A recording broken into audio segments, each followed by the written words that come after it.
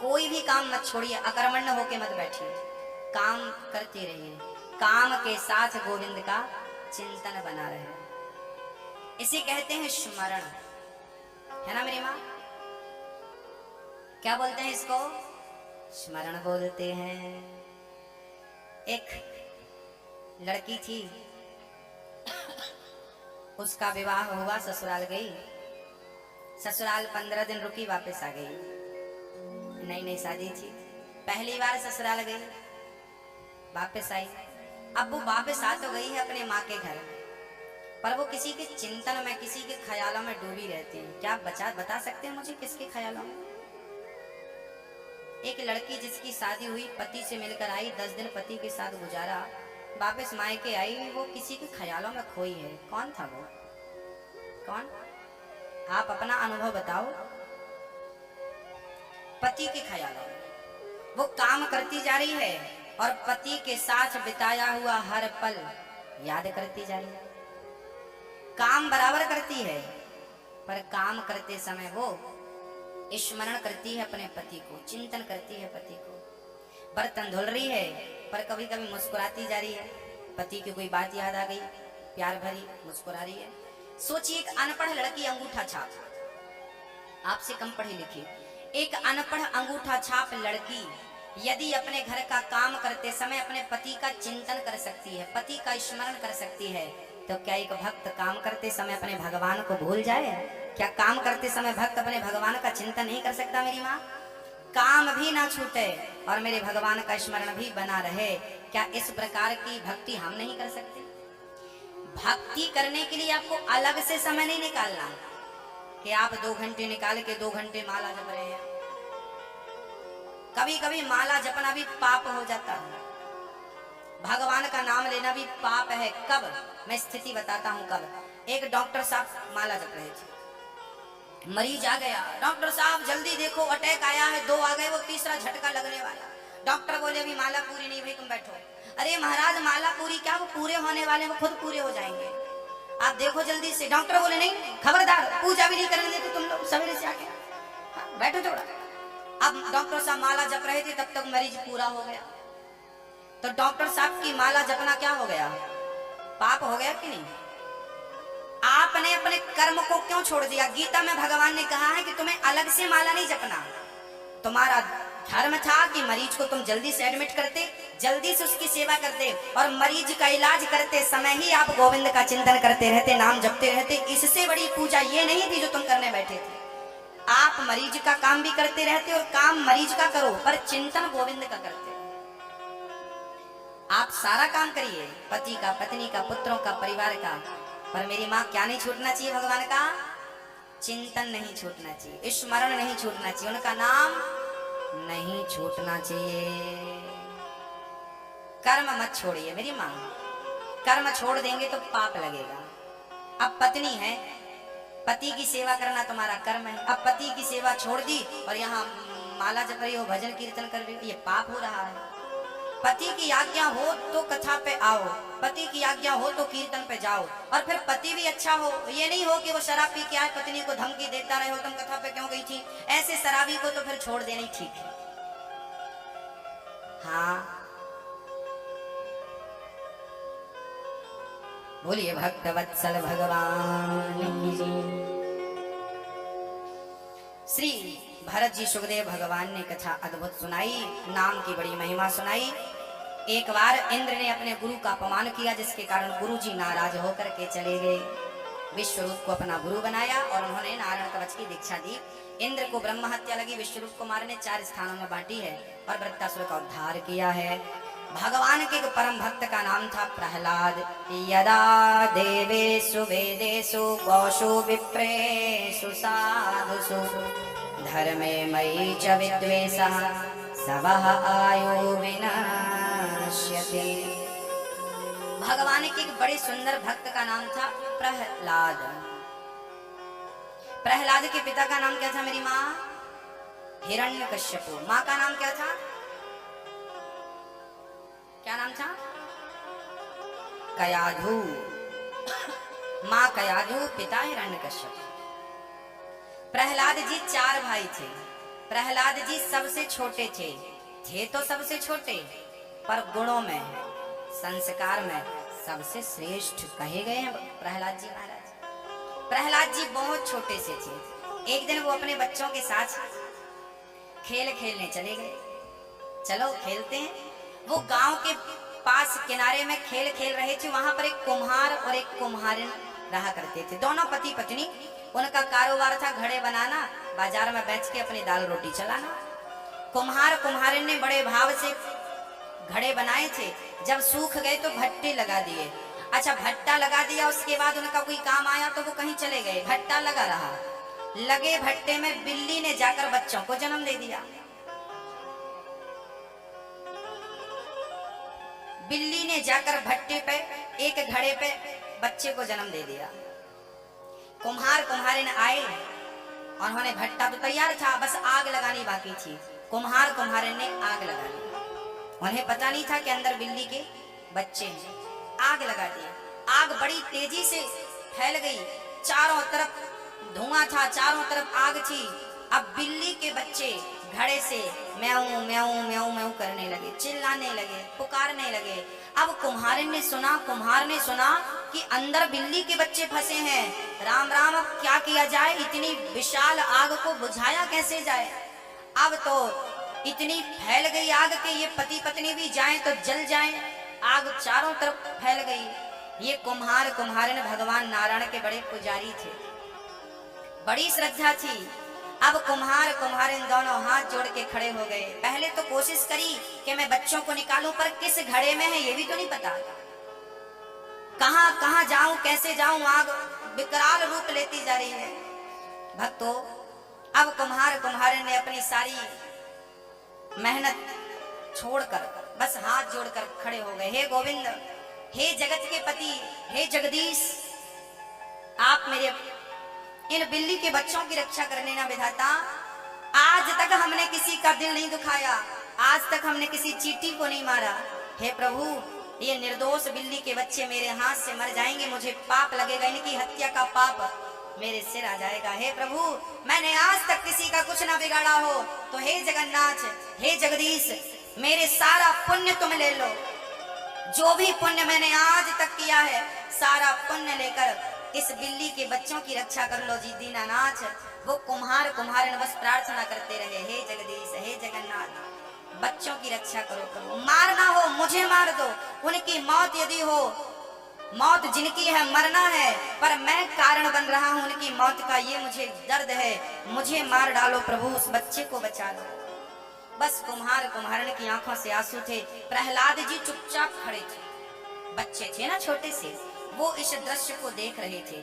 और याद रखना, छोटे छोटे बच्चे जो देखते हैं, कभी कभी आपके किए हुए कृत्य से बच्चों की मानसिकता पर, बुद्धि पर बड़ा गहरा प्रभाव पड़ता है।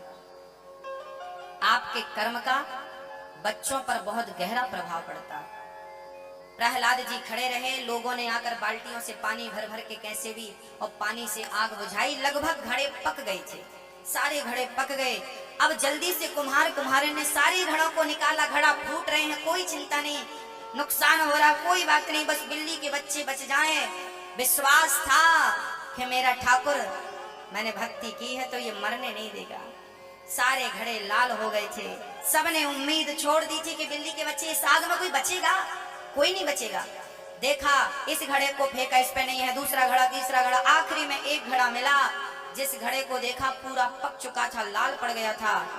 और जब कुम्हारिन ने दृष्टि डाली ना उस घड़े पे मेरी माँ, तो बिल्ली के बच्चे आनंद से किलोल कर रहे थे। उस घड़े के अंदर आनंद से बैठे हुए थे, टुकुर टुकुर देख रहे थे। हाँ मेरी माँ, बाल न बांका कर सके जग में जो बैरी होए। बचाने वाला भगवान है, मारने वाला है भगवान, बचाने वाला। हाँ, बिल्ली के बच्चे बच गए। बिल्ली के बच्चों को कुम्हारिन ने हृदय से लगाया और बिल्ली के बच्चों को आजाद किया। जाओ बेटा, तुम्हें जहां जाना है। और जाकर भगवान के चरणों में माथा रख के बस कुम्हारिन रोने लगी, विधाता मैं आपके इस ऋण को कैसे चुकाऊंगी, कैसे चुकाऊंगी। उस दिन से कुम्हार और कुम्हारिन ने मन में संकल्प लिया कि अब भगवान के इस ऋण को हम कैसे चुकाएं। तो उन्होंने उस दिन से भोजन प्रसादी का त्याग करके अनशन करने बैठ गए और भगवान का चिंतन करते रहे। प्रभु, श्वास की हर श्वास में आपका चिंतन होगा, यही आपके से पुण्य का आपने जो मेरे लिए किया उसका ये मेरे द्वारा सेवा है। दोनों पति पत्नी बैठ गए, नारायण नारायण जपने लगे। आखिरी समय में उनका शरीर छूटा। कहा जाता है कि सुंदर से विमान आए और कुम्हार कुम्हारिन विमान में बैठ के भगवान के निज धाम को चले गए। जय जयकार होने लगी। हिरण्यकश्यपु को पता लगा कि विष्णु की माया मेरे नगर में चल रही है, मेरे नगर वासियों को विमान में बिठा बिठा के ले जा रहा। अब तो हिरण्यकश्यपु के नगर वासी भी नारायण नारायण जपने लगे। हिरण्यकश्यपु ने सब पे प्रहार करना, जो नारायण का नाम जपेगा जिंदा नहीं रहेगा। इस बात का प्रहलाद जी पर बड़ा प्रभाव पड़ा। प्रहलाद जी समझ गए कि सबका पालनहार भगवान ही है, सबका रक्षक और सबका भक्षक भगवान ही। बस प्रहलाद जी उस समय से 5 वर्ष की उम्र थी। बस प्रहलाद जी ने जो नाम पकड़ा, नारायण नारायण। अब हिरण्यकश्यपु के कानों में अपने पुत्र की करतूत गई कि महाराज दुनिया जपे तो जपे, तुम्हारा बेटा भी नारायण का नाम जप रहा। हिरण्यकश्यपु को पता लगा, बेटे को बुलाया। क्यों प्रहलाद, ये हम क्या सुन रहे हैं? आप हमारे कुल दीपक हो, क्या कुल के दीपक को बुझाने वाले बनोगे? आपके ताऊ जी को इस विष्णु ने मार गिराया है, हमें बदला लेना उस विष्णु से, आप उसका नाम जप रहे हो। प्रहलाद जी ने कहा, पिताजी वो जगत के पालनहार हैं, वो किसी से दुश्मनी नहीं करते। जिस भाव से जो लोग उन्हें भजता है उस भाव से प्रकट होकर उन्हें उस प्रकार का दंड या उस प्रकार का वरदान दिया करते हैं। भगवान भक्तों के अधीन हुआ करते हैं। प्रहलाद की बड़ी बड़ी बातें सुनकर हिरण्यकश्यपु ने कहा, ले जाओ इसे पहाड़ से फेंक दो। पहाड़ से फेंका, ऊपर से चोटी से नीचे खाई में फेंक दिया। पर बचाने वाला भगवान हो तो मारेगा कौन मेरी माँ, और मारने वाला भगवान हो तो बचावेगा कौन? प्रहलाद जी बच गए। एक दिन हिरण्यकश्यपु ने अपनी पत्नी को आदेश दिया, कयाधु तुम्हारा बेटा बड़ा उद्दंड हो गया है, हम चाहते हैं कि तुम इसे मार डालो। कयाधु ने कहा, स्वामी जी एक माँ से आप क्या करा रहे हैं? यदि माँ अपने बच्चे को मार डालेगी तो माँ बदनाम नहीं हो जाएगी? जिस माँ को ममता की मूर्ति कहते हैं, क्या वो माँ प्रहलाद जैसे बच्चे को मार देगी? हिरण्यकश्यप बोला, मेरा आदेश है तुम्हें जहर देना। जहर का प्याला लाया, बोले ये प्रहलाद को पिलाना है। अब कयाधु रोने लगे, हे विधाता कैसी कठिन परीक्षा ले रहे हो। एक तरफ पति का आदेश है, दूसरी तरफ पुत्र है। यदि जहर नहीं पिलाती तो पति की आज्ञा का उल्लंघन होता है, और जहर पिलाती हूँ तो बच्चा मर जाएगा। धर्म संकट में पड़ गई कयाधु। पतिव्रता नारी जीवन में कभी अपने पति की आज्ञा का उल्लंघन नहीं करती। पूरी जिंदगी में एक भी आज्ञा का उल्लंघन आज तक कयाधु ने नहीं किया था, तो इस आज्ञा का उल्लंघन वो कैसे करती? माँ पड़ी थी, प्रहलाद को खबर लगी कि मेरी माँ को पिता ने कुछ धर्म संकट में डाल दिया है। प्रहलाद जी गए माँ के पास, गोद में लेट गए। माँ क्या हुआ? कैसे बताऊं बेटा प्रहलाद, तेरे पिता ने तुझे पिलाने के लिए जहर रखा है। मैं अभागिन माँ हूँ जो अपने बच्चे को जहर पिलाऊंगी। प्रहलाद ने कहा, माँ आप जानती नहीं हो, जो भगवान नारायण है ना, मैंने देखा था कि बिल्ली के बच्चों को उन्होंने आग में जलने नहीं दिया, तो जहर मैं पीऊंगा और वो रक्षक भगवान होगा तो वो जहर से बचाएगा। माँ तू उन पर भरोसा रख, तू बिल्कुल मुझे जहर पिला। बोल कहाँ रखा है? प्रहलाद ने खुद जहर ढूंढा और जहर का प्याला मिला तो खुद जहर पीने लगे। माँ रोने लगी, बेटा प्रहलाद जहर मत पी, मर जाएगा। माँ रोने लगी, बेटा प्रहलाद जहर मत पी, मर जाएगा। माँ कोई बात नहीं। प्रहलाद जी जहर का प्याला पीते गए। कयाधु मूर्छित होकर गिर पड़ी, मेरा बेटा मर गया, मेरा बेटा मर गया। कयाधु को लगा बेटा मर गया, जहर पी के कौन बचेगा। जहर पीने के बाद कयाधु को प्रहलाद ने उठाया, माँ उठ। माँ ने आंख खोल कर देखा तो प्रहलाद जी थे, हृदय से लगा लिया। कयाधु और प्रहलाद दोनों ने भगवान को प्रणाम किया, प्रभु मुझे समझ आ गया कि तू बचाने वाला है तो किसी की हिम्मत नहीं है मार सके, और तू मारने वाला बन जाए तो बचाएगा कौन। बस कयाधु माँ बेटे दोनों मिलकर भगवान की भक्ति करने लगे। एक दिन हिरण्यकश्यप बड़े दुखी थे। अचानक गुरुजी संडामर्क शुक्राचार्य जी का आगमन हुआ। गुरु द्रोणाचार्य ने कहा, मेरे बेटे आपके बच्चे को ले जाएंगे और बढ़िया पढ़ाएंगे। ले गए। संडामर्क की सेवा करने लगे गुरु मानकर। गुरुकुल में पढ़ने लगे प्रहलाद जी। अब चंडामर्क प्रहलाद जी को काम और अर्थ की शिक्षा दे रहे थे, पर मोक्ष की शिक्षा नहीं दे रहे थे। प्रहलाद जी जो पढ़ाई गुरुकुल में पढ़ाते वो उल्टा बता देते, पर वो धारण कुछ नहीं करते। एक दिन प्रहलाद जी गर्मियों की छुट्टी में घर गए तो प्रहलाद के पिता ने गोद में बिठाया। हाँ हाँ बेटा, तुम 1 साल रह के आए हो विद्यालय में, बताओ तुमने क्या बढ़िया पढ़ा है। प्रहलाद जी ने कहा पिताजी मैंने कुछ बातें सीखी हैं बढ़िया बढ़िया, आप कहो तो बता दूं। हाँ हाँ बेटा बताओ। प्रहलाद जी ने कहा पिताजी श्रवणं कीर्तनं विष्णु स्मरणं पादसेवनम् अर्चनं वंदनं दास्यं सख्यमात्मनिवेदनम्।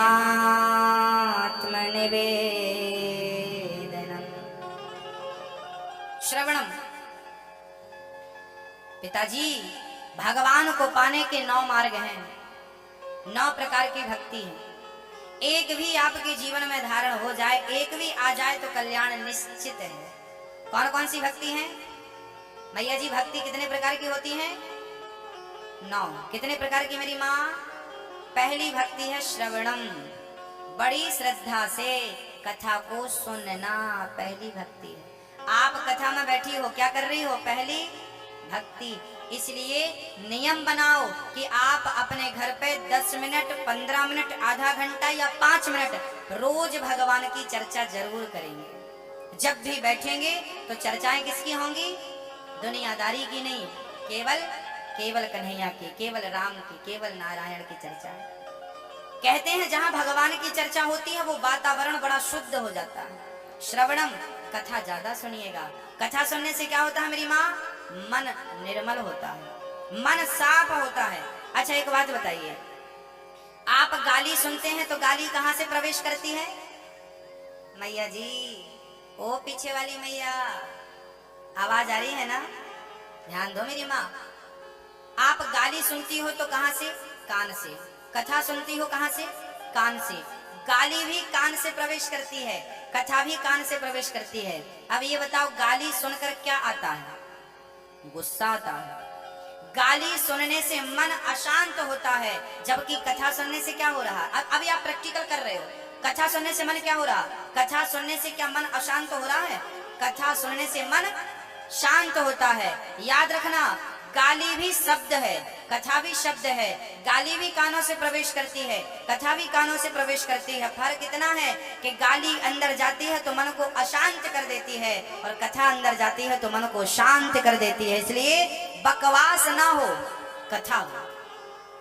भगवान की चर्चा करेंगे अपने घर पे आप लोग आपस में, तो आपका मन क्या होगा? मन को आनंद की अनुभूति होगी। किसी की निंदा करेंगे, किसी की बुराई करेंगे तो क्या होगा? आपके अंदर ईर्ष्या बढ़ेगी, आपके अंदर अशांति। आपकी अशांति का कारण क्या है? क्योंकि आप बचे हुए समय का केवल दूसरों की निंदा चुगली में समय गवाती हो। यदि भगवत चर्चा में समय लगाएं तो आपके घर में अशांति नहीं है मेरी माँ। घर में शांति ही शांति उनके घर में है जिनके घर में रोज भगवत चर्चा होती है, और भगवान का कीर्तन जिस घर में रोज होता है। नारायण नारायण, हरे राम राम राम। कीर्तन रोज, कथा रोज। प्रहलाद जी कह रहे हैं पिताजी पहली भक्ति है श्रवणम, श्रवणम श्रवणम कीर्तनम। आइए दूसरी भक्ति में चलते। पहली भक्ति क्या है? कथा सुनना। दूसरी भक्ति क्या है? कीर्तन करना। क्या करना मेरी? हरे राम हरे राम। बच्चों को बिठाओ, परिवार को बिठाओ, भगवान को सामने बिठाओ, और बस मस्ती से। भागवत की 11 स्कंध में लिखा है, जब भगवान जाने लगे ना धराधाम को छोड़कर, तब उद्धव जी से भगवान ने बताया है कि मुझे कैसे पाया जा सकता इस कलयुग में। तब भगवान ने बताया है कि आप लोग रोज कीर्तन किया करो। पहली भक्ति है कथा सुनना, दूसरी भक्ति है कीर्तन करना। क्या भक्ति है मेरी माँ? श्रवणम कीर्तनम। तीसरी भक्ति है स्मरण। जैसे अभी मैंने बताया कि एक लड़की अपने पति का चिंतन करती रहती है काम करते समय, एक माँ अपने बेटे का चिंतन करती रहती है काम करते समय। ऐसे भक्त को काम करते समय किसका चिंतन करते रहना चाहिए? स्मरणम। और चौथी भक्ति है पाद सेवनम। अर्थात चरण सेवा। चौथी भक्ति क्या है मेरी माँ? चरणों की सेवा। आप लोग अच्छा ये बताओ, आप में से कितनी बहुएं हैं जो अपनी सास के पांव दबाती हैं? जो दबाती हाथ उठाएं, और जो नहीं दबाती वो दबाएं। 1 मिनट के लिए सही सास के पांव दबाएं। सोने के पहले सास के पांव दबा दिया करिए हल्के से। 5 मिनट तक दबाएं तो बड़ी अच्छी बात है, ना तो 1 मिनट तक दबाइए। पांव दबाने से क्या होगा? कहते हैं मेरी माँ, पांव दबाने से बड़ों का आशीर्वाद प्राप्त होता है। पांव दबाने से क्या होता है? बड़ों का आशीर्वाद मिलता है। और याद रखना कि भगवान का वरदान टल सकता है, पर माँ बाप का आशीर्वाद कभी टलता नहीं है मेरी माँ। इसलिए माँ बाप के अंदर से जो दुआ बच्चों के लिए निकलती है ना, वो दुआ वरदान होती है। इसलिए आप अपने सास के पांव दबाओगी तो भगवान आपकी ऐसी बहू भेजेगा कि आपके भी वो पांव दबाए। और आपने यदि सास को आंख दिखाया तो आपकी बहू ब्याज से थप्पड़ मारेगी।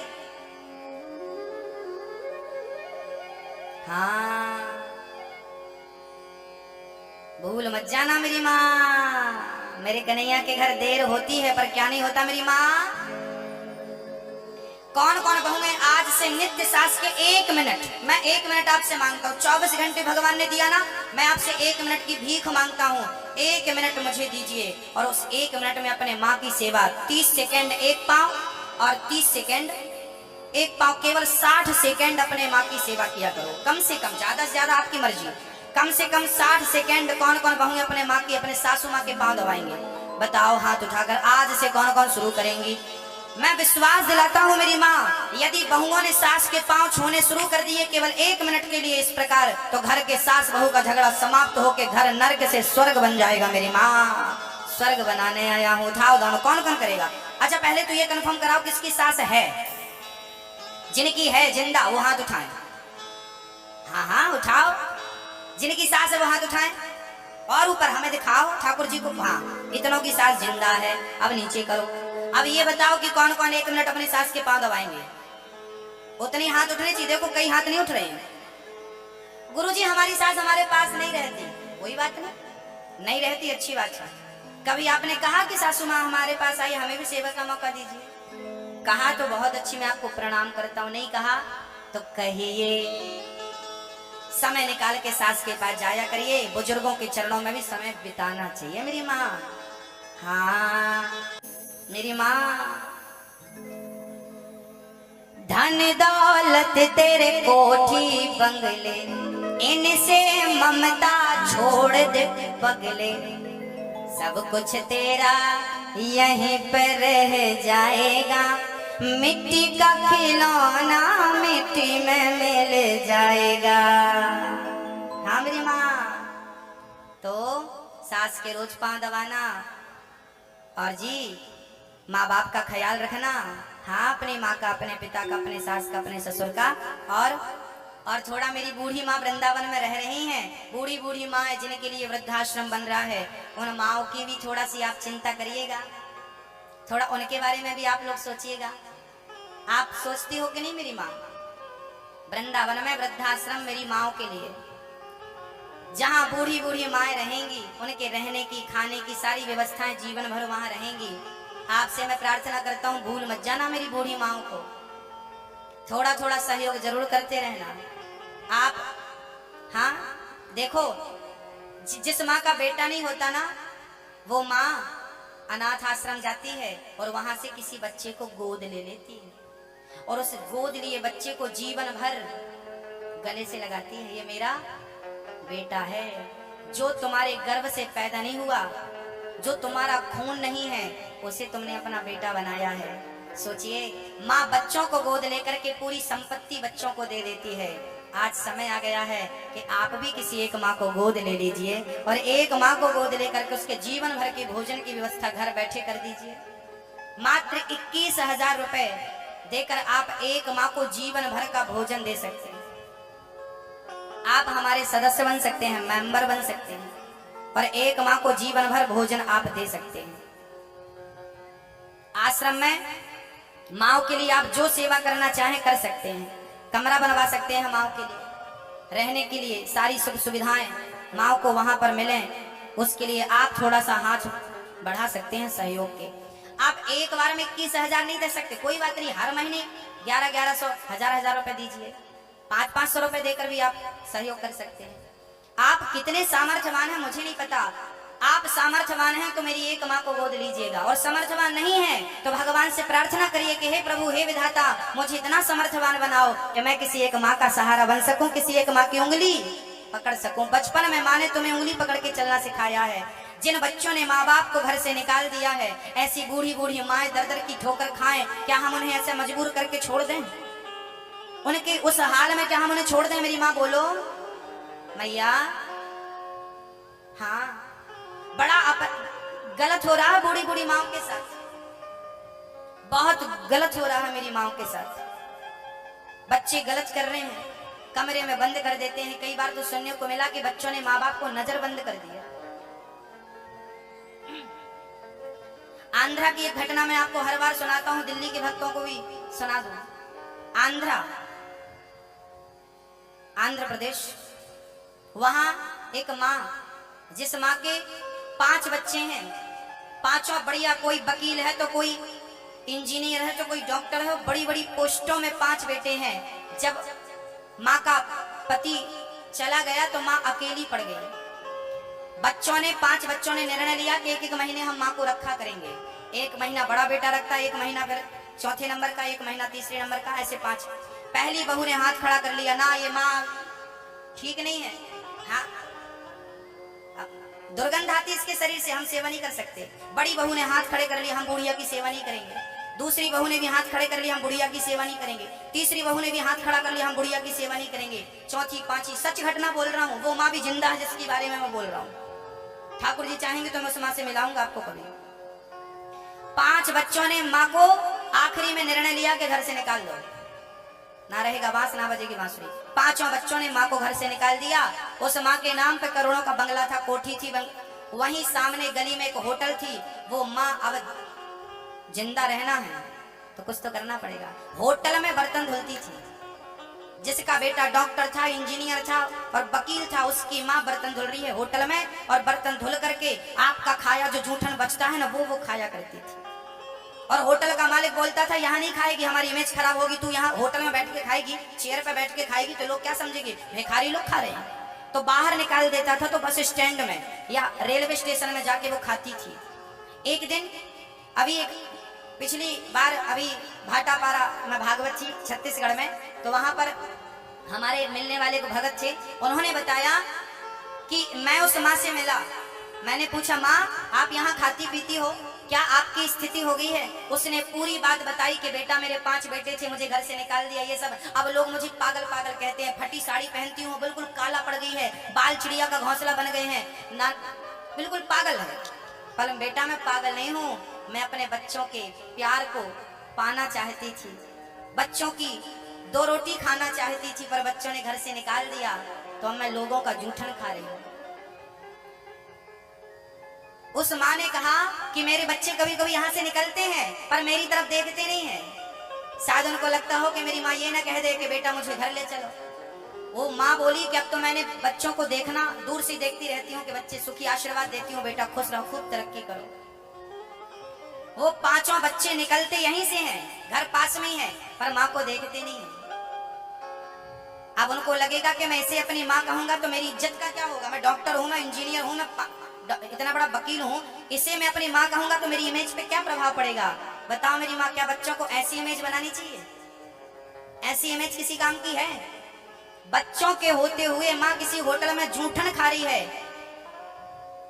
क्या ये सही है मेरी माँ? मैंने तुरंत उन भगत से कहा कि आप जाइए और उस बूढ़ी माँ को लेकर आइए, मैं वृंदावन में उस बूढ़ी माँ की सेवा करूंगा। 5 बच्चे सेवा नहीं कर पाए, कोई बात नहीं, ये 6वां बेटा जिंदा है, जब तक हूं तब तक उस माँ की सेवा मैं करूंगा।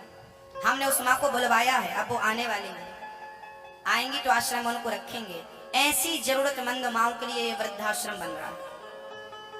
भगवान ना करे कि आपका बेटा कभी आपके साथ ऐसा करे। और यदि आप यहाँ मेरी बहुएं बैठी हैं, मेरी माएँ बैठी हैं, आप अपनी सास और ससुर के साथ ऐसा मत करिएगा, क्योंकि विधाता देर सवेरे सजा देगा जरूर। उन बच्चों को भी मिलेगी, कब मिलेगी मुझे नहीं पता। आपसे हाथ जोड़ विनती करता हूँ, माँ बाप से बहुत प्यार करिएगा। बूढ़ा आदमी 2 रोटी और बच्चों का प्यार ही चाहता और कुछ नहीं चाहता, वो भी तुम नहीं दे पाती हो।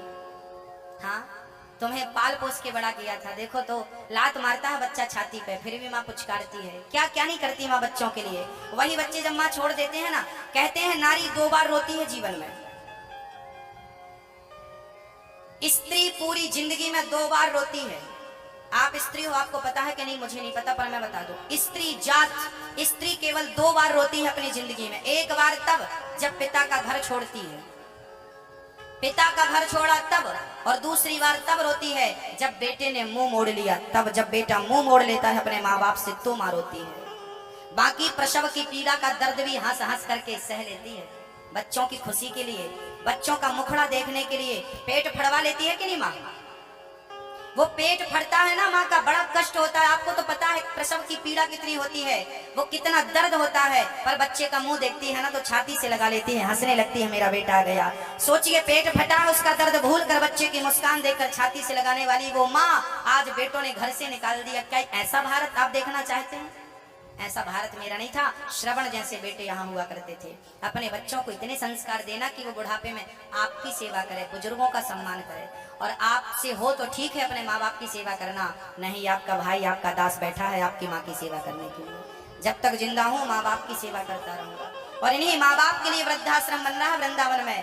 आपको लगता है कि आपको भी किसी एक माँ का सहारा बनना चाहिए, तो जीवन में पैसे बहुत कमा लोगे भक्तों, पर शायद धर्म से जुड़ने का ये अवसर आपके पास फिर कभी आए ना आए।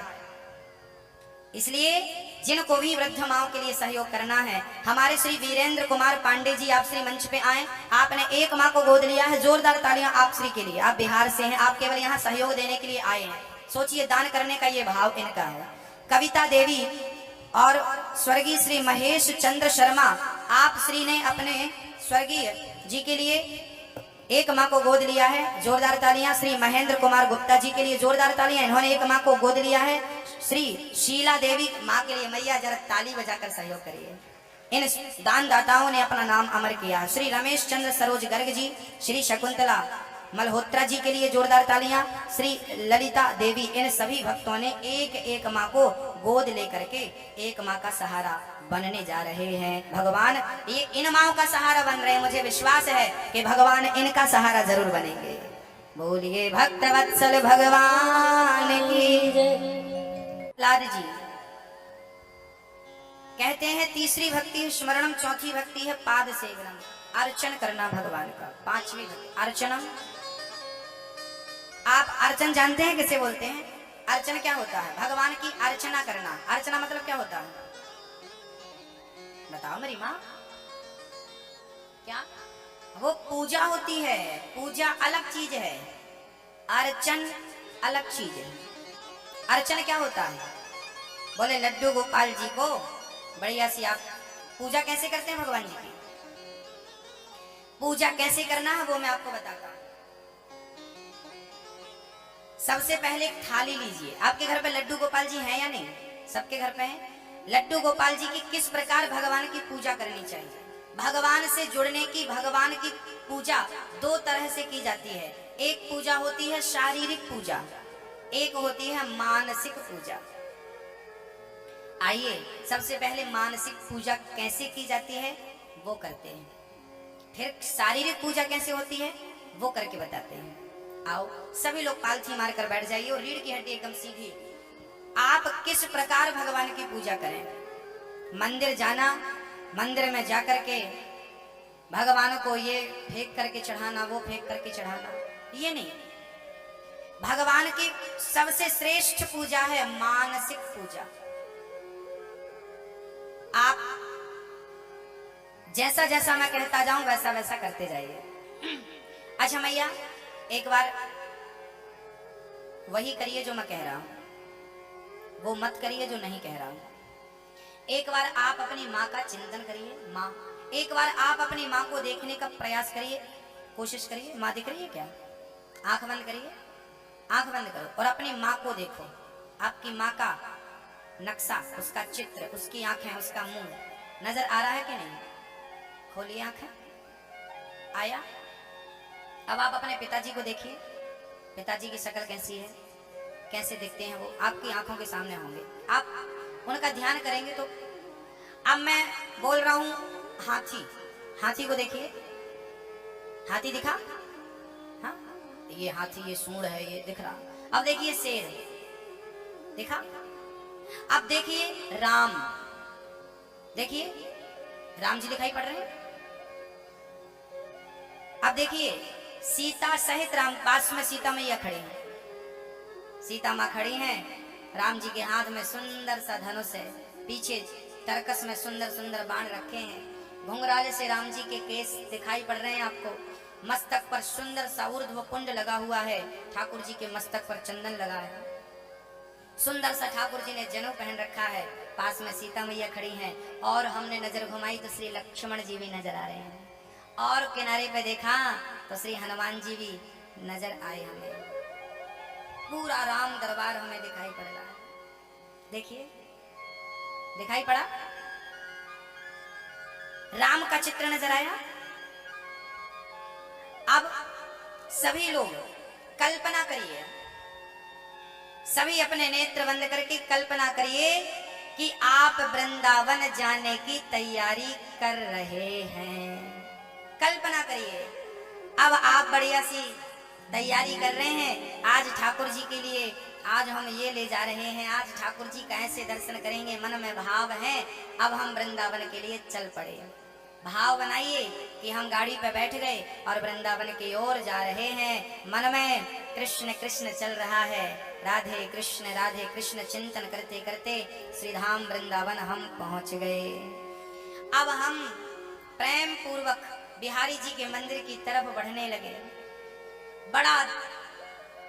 बड़ी आस है दर्शन की, ठाकुर जी आज हमें मिलने वाले हैं।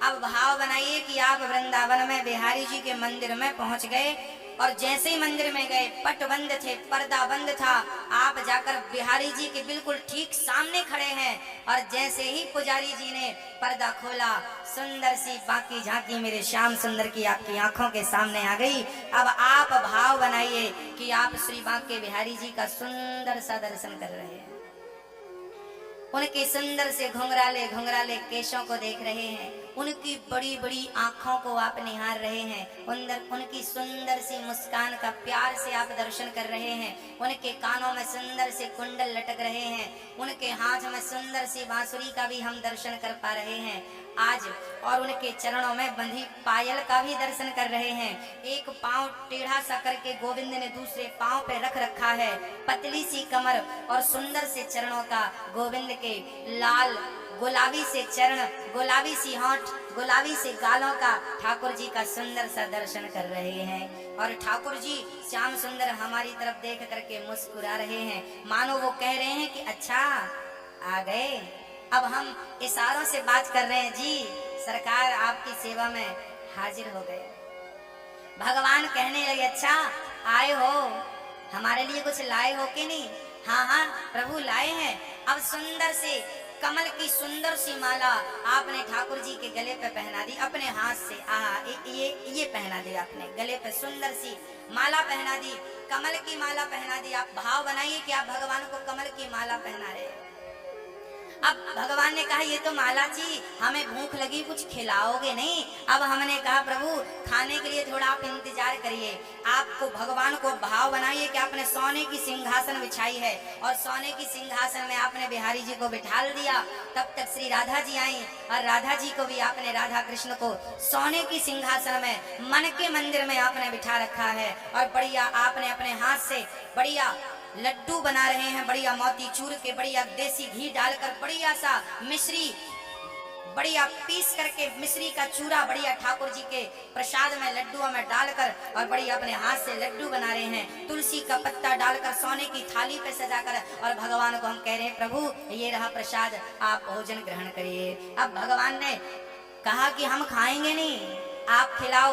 अब भाव बनाइए कि आप लड्डू उठाकर भगवान के मुंह पे रख रहे हैं और भगवान आपके हाथों से लड्डू खा रहे हैं। भाव बनाइए कि आप भगवान को लड्डू खिला रहे हैं और पास में बैठी श्री राधा रानी मुस्कुरा रही हैं, मानो वो भी हमसे कह रही हैं कि कन्हैया को खिलाया क्या, हमें नहीं खिलाओगे। अब हमने राधा रानी को भी एक लड्डू दिया और राधा रानी के मुंह पे रखा और किशोरी जी लड्डू खा रही हैं। श्याम सुंदर प्यार से लड्डू खा रहे हैं। एक लड्डू खाए, 2 खाए, 3 खाए। अब भगवान बोले हमारा तो पेट भर गया, अब सुनो थोड़ा सा तुम खा लो। तो भगवान ने थाली से एक लड्डू उठाया। भाव बनाइए कि भगवान ने थाली से एक लड्डू उठाया और आपसे कहा जरा अपना मुंह खोलो। हमने अपना मुंह खोला और भगवान ने हमारे मुंह पे वो लड्डू डाल दिया। अब हमें ठाकुर जी का प्रसाद ठाकुर जी के हाथों से प्राप्त हुआ। अब हमने अपने मस्तक को राधा रानी के और श्याम सुंदर के किशोरी जी के चरणों में हमने अपना मस्तक रख दिया और हाथ जोड़कर प्रार्थना की, हे श्याम सुंदर, हे नंद नंदन, हे मुरलीधर, हे राधा रानी, आप ही मेरी माँ हो, आप ही मेरे पिता हो। हे प्रभु मुझ पतित पर कृपा करना। हे दीनानाथ मैं आपको कभी भूलूं नहीं, मैं आपकी भक्ति के योग्य नहीं हूँ, आपकी प्राप्ति के योग्य नहीं हूँ। प्रभु मुझ अभागी पर कृपा करना। हे दीनानाथ मैं बहुत बड़ा कामी हूँ, क्रोधी हूँ, लोभी हूँ, लालची हूँ, नाना प्रकार की बुराइयां मेरे भीतर समाई हैं। हे श्याम सुंदर मेरे अपराधों को क्षमा करके मुझे अपने योग्य बना दीजिए। श्याम सुंदर जैसे आपने विभीषण पर कृपा की उसे अपने योग्य बनाया, जैसे आपने जटायु पर कृपा करके उसे अपने योग्य बना दिया, हे दीनानाथ मुझ पर भी कृपा करके मुझे भी अपने काबिल बना लीजिए। मुझे नहीं पता कि आपके अंदर भक्तों को कौन सा गुण आप भक्तों का देखते हैं, जो गुण आपको पसंद है वो गुण मेरे भीतर डाल दीजिए ताकि मैं आपके चरणों का दास बना रहूं। अब आपने राधा जी के चरण उठाए हैं, श्याम सुंदर के चरण उठाए और अपने मस्तक पर रख लिए और हाथ जोड़कर कहा, हे राधा रानी, हे श्याम सुंदर, आपके चरण मेरे मस्तक पर बने रहे, यही मेरी प्रार्थना है। इस प्रकार हमें प्रार्थना करनी चाहिए। हाथ जोड़कर ठाकुर जी से कहना चाहिए कि प्रभु मैं आपको कभी भूलूं नहीं, आपका चिंतन नित्य करता रहूं। अब हमने बढ़िया सा कढ़ाई चढ़ाकर बढ़िया सा दूध औंट करके मिश्री डालकर गाढ़ा सा दूध करके तुलसी का पत्ता डालकर दूध को ठंडा करके गुनगुना दूध ठाकुर जी को, राधा जी को, श्याम सुंदर को पिलाए। राधा जी दूध पी रही हैं, श्याम सुंदर दूध पी रही हैं और बस हम उनका टुकुर टुकुर दर्शन कर रहे हैं। सुंदर से घुंघराले केस हैं, सुंदर सी मुस्कान है। ठाकुर जी को देखते देखते नेत्रों में आंसू आ गए। आज अपने भाग्य की सराहना करने लगे कि कौन सा पुण्य किया होगा आज हमने, जिसके कारण प्रत्यक्ष नंदन नंदन श्याम सुंदर राधा सहित आज हमारे सामने खड़े हैं। आज हम उनका दर्शन कर पा रहे हैं। हे प्रभु मैं आपको कभी भूलूं नहीं, हे प्रभु मैं आपको कभी भूलूं नहीं, हे नंद नंदन मैं आपको कभी भूलूं नहीं। हरि शरणम, हे गोविंद मैं आपकी शरण में हूँ, हे राधा रानी मैं आपकी शरण में हूँ। हरि शरणम, हरि शरणम, हरि शरणम।